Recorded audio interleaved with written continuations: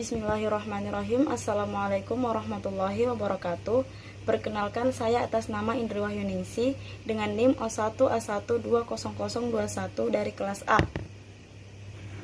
Baiklah, di sini saya akan menjelaskan tentang gangguan enzim pencernaan dan cara mengatasinya. Yang pertama, pencernaan secara umum. Pada umumnya, makanan yang masuk ke dalam mulut kita masih berbentuk potongan atau karatan yang masih mempunyai ukuran yang relatif besar. Misalnya, nasi, karatan kentang, potongan daging atau telur, potongan sayuran atau buah-buahan. Yang kedua, proses yang terjadi pada setiap organ pencernaan. Yang pertama, pencernaan pada mulut. Dalam mulut, makanan yang dihancurkan secara mekanis oleh gigi dengan jalan dikunyah. Selama penghancuran secara mekanis ini berlangsung, kelenjar yang ada di sekitar mulut mengeluarkan cairan yang disebut dengan saliva atau ludah. Ada 3 kelenjar yang mengeluarkan saliva, yaitu kelenjar parotid, kelenjar submandibular, dan kelenjar sublingual. Yang kedua, pencernaan dalam lambung. Makanan yang telah dikunyah dalam mulut ditelan melalui esofagus yang masuk ke dalam lambung. Dalam lambung terdapat cairan yang berfungsi terutama untuk pencernaan protein, yaitu pemecahan molekul protein dengan cara hidrolisis. Yang ketiga, pencernaan dalam usus. Makanan yang sudah dicerna di lambung berupa campuran-campuran yang kental. Campuran ini secara berkala dikeluarkan dari lambung dan masuk ke dalam usus 12 jari atau biasa disebut dengan duodenum melalui satu katup pengatur yang disebut dengan katup piloris. Ada 2 organ tubuh yang mempunyai peran penting dalam proses pencernaan makanan dalam usus, yaitu pankreas, empedu, dan usus itu sendiri. Yang ketiga yaitu enzim pada setiap organ pencernaan dan fungsinya. Di dalam mulut terdapat enzim petialin dan saliva yang berfungsi untuk memecah molekul amilum menjadi maltosa dengan proses hidrolisis. Proses ini berjalan lebih baik apabila makanan dikunyah lebih halus. Enzim petialin bekerja secara optimal pada pH 6,6.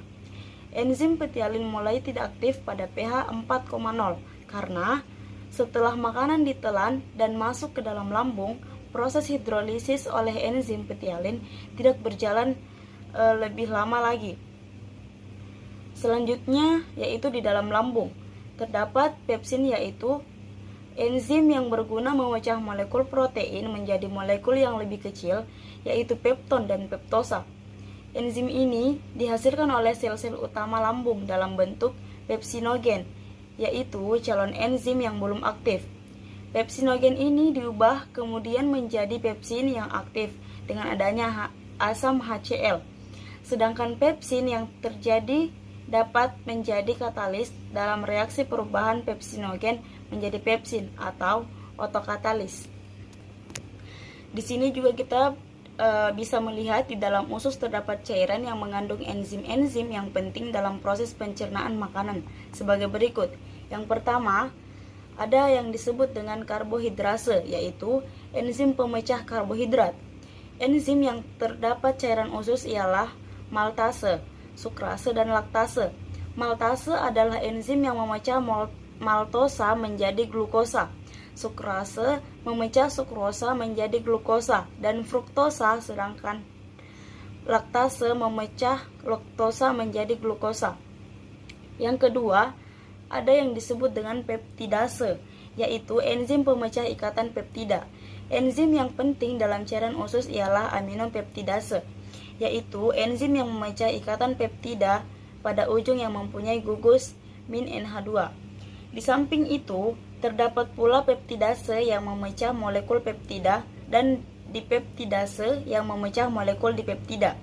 Yang ketiga, ada juga yang dikenal dengan nukleotidase, yaitu enzim yang memecah nukleosida menjadi basa purin atau basa primidin dan ribosa atau deoksiribonukleinase.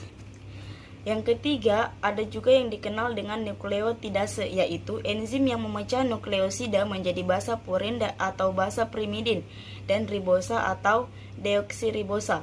Yang keempat, biasa dikenal dengan nukleosidase, yang memecah nukleosida menjadi basa purin atau primidin dan ribosa atau deoksiribosa.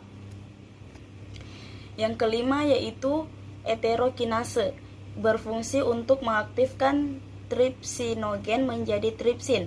Enzim ini diproduksi oleh sel-sel duodenum. Yang keenam ada dikenal dengan fosfatase, yaitu enzim yang memisahkan gugus fosfat dari senyawa fosfat organik, misalnya heksosafosfat, gliserofosfat, dan nukleotida. Yang ketujuh ada yang dikenal dengan fosfolipase, yang terdapat dalam cairan usus, berfungsi sebagai enzim yang memecah fosfolipid menjadi glisero, asam lemak, asam fosfat, dan kolin. Selanjutnya adalah penyakit yang terkait enzim pencernaan. Di sini yang saya ambil adalah contoh penyakit pada usus ya, yang dikenal sebagai penyakit diare. Diare akut pada organ dewasa merupakan penyakit yang sering dijumpai dan secara umum dapat diobati sendiri. Diare atau mencret didefinisikan sebagai buang air besar dengan fase tidak berbentuk atau cair dengan frekuensi lebih dari 3 kali dalam 24 jam. Diare inflamasi disebabkan invasi bakteri dan sitotoksin di kolon dan manifestasi sindrom disenteri dengan diare disertai lendir dan darah. Diare dapat terjadi akibat lebih dari satu mekanisme. Pada infeksi bakteri setidaknya ada 2 mekanisme, yaitu peningkatan sekresi usus atau penurunan absorpsi di usus. Nah, selanjutnya obat yang biasa digunakan atau dikonsumsi pada penderita diare.